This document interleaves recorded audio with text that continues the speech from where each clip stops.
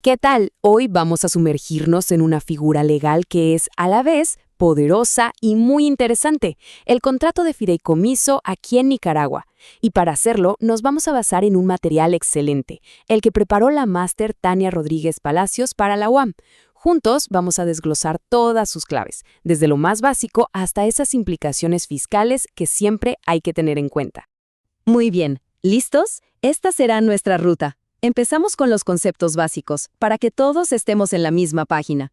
Luego, vemos qué leyes lo respaldan, cómo se arma uno de estos contratos, para qué sirven y qué ventajas tienen. Y cerramos, como no, viendo el tema de los impuestos. Bueno, vamos por partes. Antes de correr, hay que caminar. Para entender bien de qué va el fideicomiso, lo primero es tener clarita la idea central y, por supuesto, saber quién es quién en esta historia.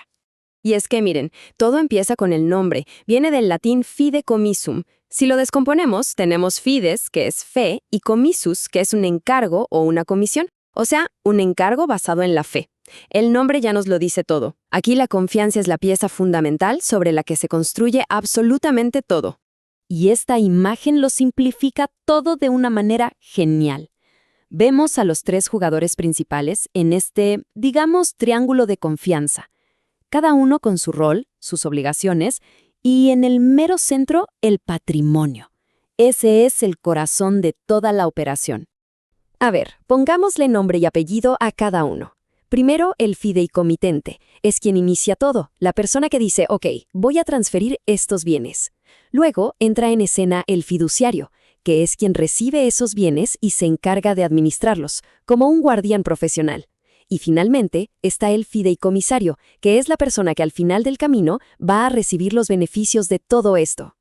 Y aquí viene el punto que es, quizás, el más importante. Una vez que los bienes se transfieren, ¡pum!, se crea un patrimonio autónomo. ¿Y eso qué significa en español? Pues que esos bienes quedan como en una burbuja legal.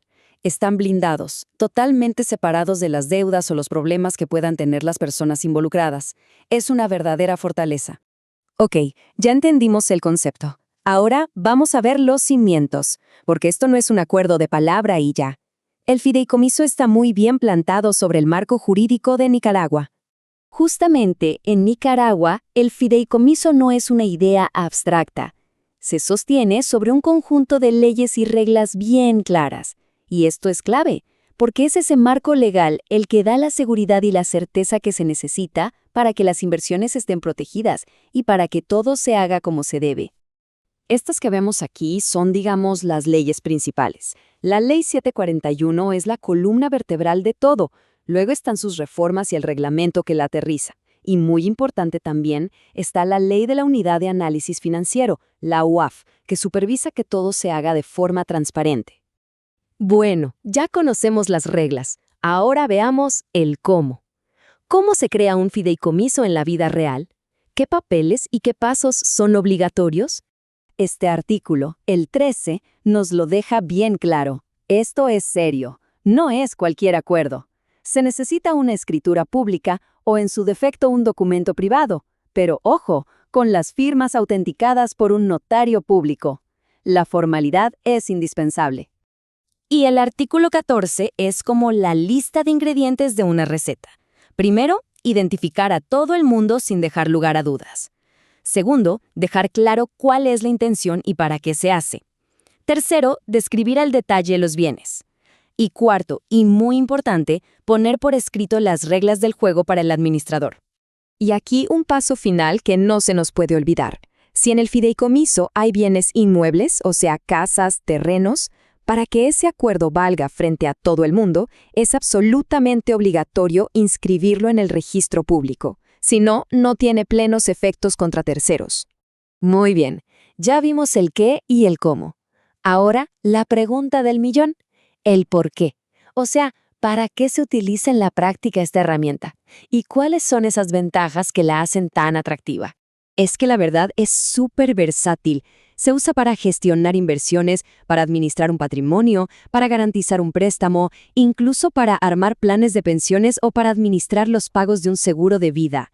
Es, de verdad, como una navaja suiza en el mundo legal y financiero. Y los beneficios son muy claros. Primero, la protección del patrimonio, de la que ya hablamos. Segundo, la confidencialidad.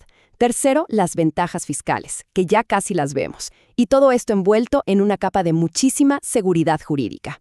Y con esto llegamos al último tramo, un tema que siempre despierta curiosidad: los impuestos. Vamos a ver cómo se maneja fiscalmente un fideicomiso en Nicaragua.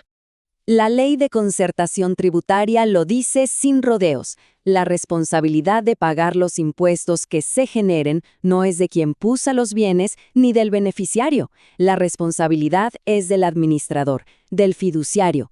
Él es quien tiene que responder ante las autoridades fiscales. Esta tabla lo explica perfecto. Miren, momento 1, se constituye el fideicomiso. Impuesto sobre la renta, 0, está exento. Momento 2. El fideicomiso termina y los bienes vuelven al dueño original. Impuesto, 0 de nuevo. El único momento en que se paga el impuesto del 15% sobre la ganancia es al final, cuando los bienes por fin llegan a manos del beneficiario. Más claro, imposible. Y bueno, después de todo este viaje por leyes, artículos y porcentajes, nos queda una última reflexión. Porque hemos hablado mucho de la estructura legal, pero al final del día, todo esto se sostiene sobre algo que no se puede tocar. Quizás el activo más importante de un patrimonio no es el dinero o las propiedades, sino la confianza que se necesita para protegerlo.